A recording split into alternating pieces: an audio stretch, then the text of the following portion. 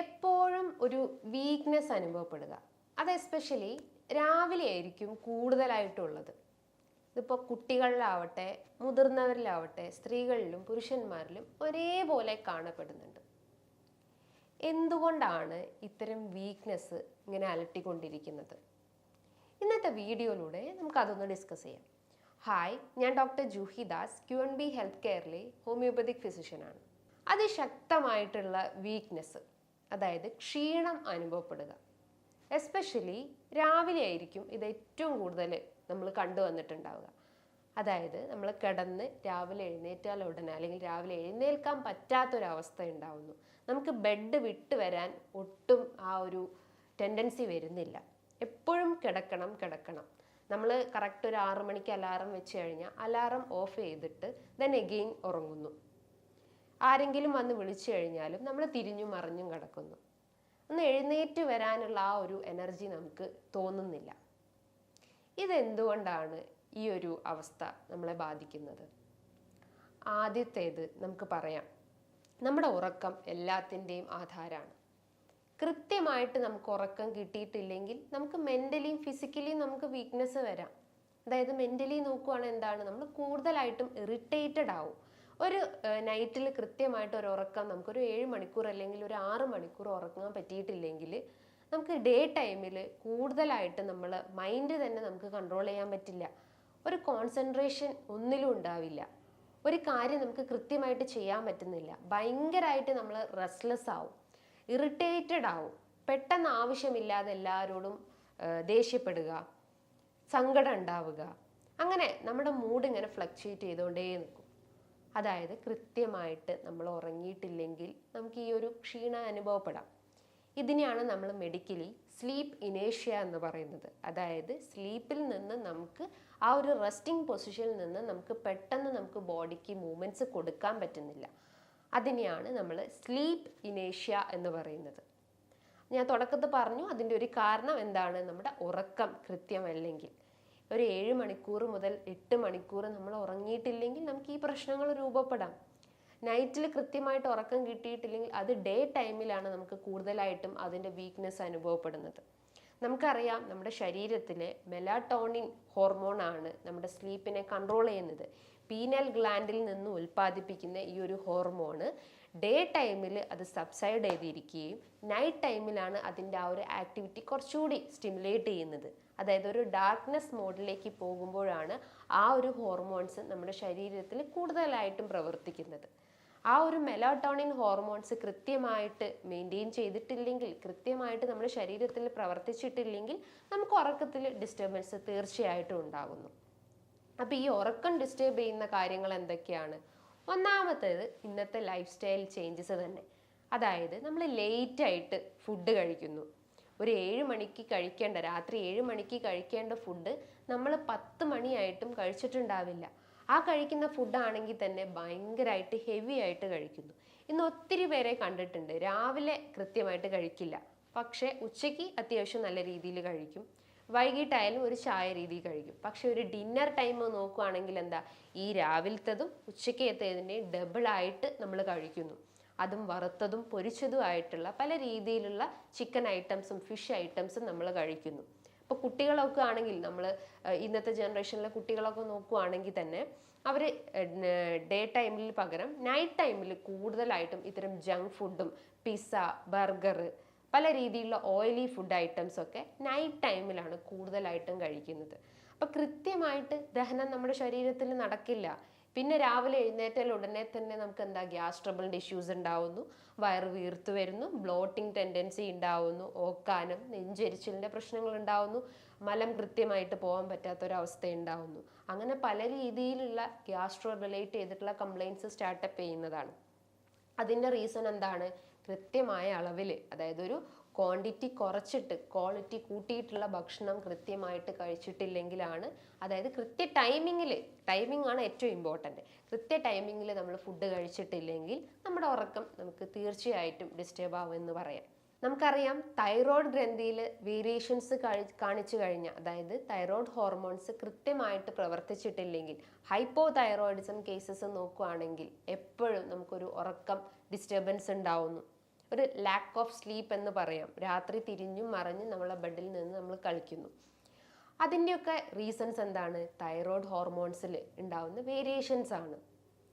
അതേപോലെ തന്നെ മറ്റൊരു പ്രധാനപ്പെട്ട ഒരു കാരണം എന്ന് പറയുന്നത് നിങ്ങളെ ആ ഒരു വർക്കിംഗ് പീരീഡ്. ചില ആളുകൾ നൈറ്റ് ഷിഫ്റ്റ് ഒക്കെ എടുക്കുന്നുണ്ട്. ഡോക്ടേഴ്സ് ആവട്ടെ, നേഴ്സ്, പോലീസ്മാൻ, അങ്ങനെ പല ഡ്യൂട്ടീസും ചെയ്യുന്ന ഒത്തിരി പേരുണ്ട്. അതായത് എസ്പെഷ്യലി നൈറ്റ് ഡ്യൂട്ടീസ് ചെയ്യുന്നത്. അപ്പോൾ അവർക്ക് ആ ഒരു ഡ്യൂട്ടി പ്രഷറും അല്ലെങ്കിൽ ആ ഒരു വർക്ക് പ്രഷർ കാരണം അവർക്ക് ആ ഒരു ഡ്യൂട്ടിക്ക് കൂടുതലായിട്ടും കോൺസെൻട്രേറ്റ് ചെയ്യേണ്ട ഒരു അവസ്ഥ വരുന്നു. അപ്പം നൈറ്റിൽ നമ്മുടെ ബോഡി അതിനനുസരിച്ച് റിയാക്ട് ചെയ്യാൻ തുടങ്ങുന്നു. അതായത് ഉറങ്ങേണ്ട സമയത്ത് നമ്മൾ കൃത്യമായിട്ട് ഉറങ്ങാതെ ആ ഒരു നൈറ്റിൽ നമ്മൾ വർക്ക് എടുക്കുകയും അപ്പം നമ്മളെ ബോഡി എഗെയിൻ ആ ഒരു റിവേഴ്സ് പ്രോസസ്സിലേക്ക് പോകുന്നു. ഞാൻ പറഞ്ഞു മെലറ്റോണിൻ ഹോർമോൺസ് ആ ഒരു ഡാർക്ക് മൂഡിലാണ് കൂടുതലായിട്ടും ആക്ടിവേറ്റ് ചെയ്യുന്നത്. അപ്പോൾ എന്താ, നമ്മൾ നൈറ്റ് ഡ്യൂട്ടി ഒക്കെ ചെയ്യുന്ന ആളുകളാണെങ്കിൽ ആ മെലറ്റോണിൻ ഹോർമോൺസ് കൃത്യമായിട്ട് പ്രവർത്തിക്കുന്നില്ല, അതിലൊരു ഇംബാലൻസ് വരുന്നു. അപ്പോൾ എന്താ, നമുക്ക് ഉറക്കം ഡിസ്റ്റർബൻസ് ആവുന്നു. അപ്പോൾ രാവിലെ എഴുന്നേൽക്കുമ്പോഴാണ് നമുക്ക് ഈ ഒരു വീക്ക്നെസ് അനുഭവപ്പെടുന്നത്. അതേപോലെ രാത്രി കാലങ്ങളിൽ മദ്യപിക്കുന്ന ആളുകളാണെങ്കിൽ, ഒരു എൻജോയ്മെൻറ്റിൻ്റെ ഭാഗമായിട്ട് മദ്യപിക്കുകയാണെങ്കിൽ ഓക്കെ ഫൈൻ, ദാറ്റ്സ് കുഴപ്പമില്ല, അതൊരു ഒക്കേഷണലി ആണ്. പക്ഷെ അങ്ങനെയല്ല, നമ്മൾ ഡെയിലി രാത്രി മദ്യപിക്കുന്ന ആളുകളാണെങ്കിൽ നമുക്ക് ഈ ഒരു ഉറക്കം നല്ല രീതിയിൽ ഡിസ്റ്റർബൻസ് ആവും. നമുക്ക് നല്ലൊരു ഉറക്കം കിട്ടാൻ വേണ്ടിയിട്ടാണ് മദ്യപിക്കുന്നതെന്ന് പലരും പറയാറുണ്ട്. ഒന്ന് കൃത്യമായിട്ട് ഉറങ്ങാൻ അല്ലെങ്കിൽ ഒരു ഡീപ്പ് സ്ലീപ്പ് കിട്ടാൻ വേണ്ടിയിട്ടാണ് നമ്മൾ ആ ഒരു ഹാപ്പി ഫീലിംഗ് വരാൻ വേണ്ടിയിട്ടാണ് നമ്മൾ മദ്യപിക്കുന്നതെന്ന് പറയുന്നത് കേട്ടിട്ടുണ്ട്. പക്ഷേ അങ്ങനെയല്ല. ഉറക്കം ഒരു ഫ്ലക്ച്വേറ്റ് ചെയ്യാനുള്ള മെയിൻ റീസൺ എന്ന് പറയുന്നത് ഈ ഒരു ഓവർ ആൽക്കഹോൾ ഇൻടേക്കാണ്. അതേപോലെ അമിതമായിട്ട് പുകവലിക്കുന്ന ആളുകളിലും ഈ ഒരു സ്ലീപ്പിൽ ഡിസ്റ്റർബൻസ് കാണിക്കാം. അതിൻ്റെ ഭാഗമായിട്ടും നമുക്ക് രാവിലെ ഭയങ്കര ഒരു വീക്ക്നെസ് അനുഭവപ്പെടാം. അതായത് മദ്യപിച്ചിട്ടുള്ള ആ ഒരു പേഷ്യൻറ്റിന് നോക്കുകയാണെങ്കിൽ അവരുടെ ഫേസ് എപ്പോഴും ഒരു പഫിനെസ് ഉണ്ടാവുന്നു, ഒരു വീക്ക്നെസ് അനുഭവപ്പെടുന്നു, എപ്പോഴും ഒരു വീക്ക്നെസ് അല്ലെങ്കിൽ ഒരു ബലക്ഷയം അനുഭവപ്പെടുന്നു.